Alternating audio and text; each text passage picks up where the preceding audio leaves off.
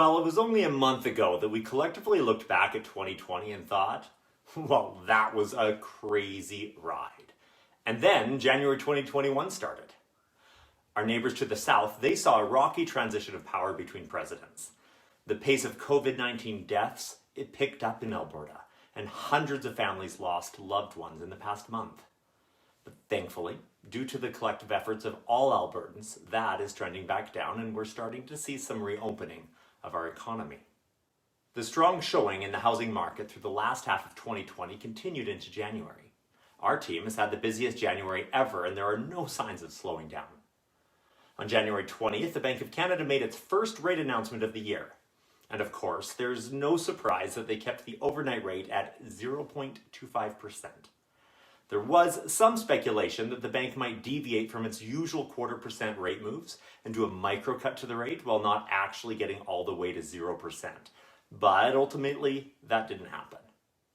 The bank also released its first quarterly monetary policy report of the year while pledging to continue to support liquidity in the market through its quantitative easing program.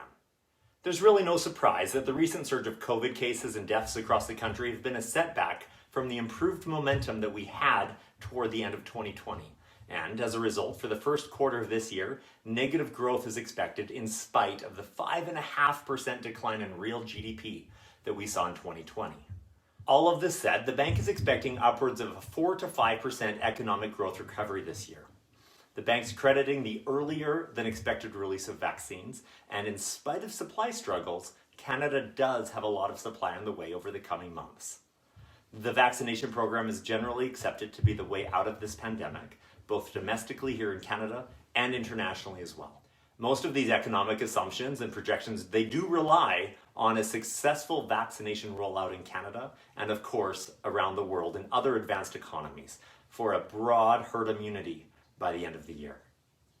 The same 4 to 5% growth that's projected for Canada is also expected globally both this year and next. But of course, the future hasn't happened yet, so we'll see how accurate these forecasts actually are over time. It is highly likely that interest rates will remain quite low for a while. Whether you're considering a home purchase this year or maybe you have a mortgage renewal coming up in the next year, you can reasonably expect a very low interest rate throughout the entire year. RBC Economics projects that home values will increase in all provinces across the country this year, with Alberta sitting at about a 1% increase in property value. The market is, of course, very sensitive to interest rates, and for as long as rates stay low, we can expect to see a healthy housing demand. Given the high level of borrowing by our government in response to COVID-19, growth targets are likely to increase since inflation is the government's best friend when it comes to paying off debt. To encourage this inflation, we can expect continued low interest rates for quite some time. As always, I want you to know that my team and I are committed to you. We are here to support you in whatever you hope to do.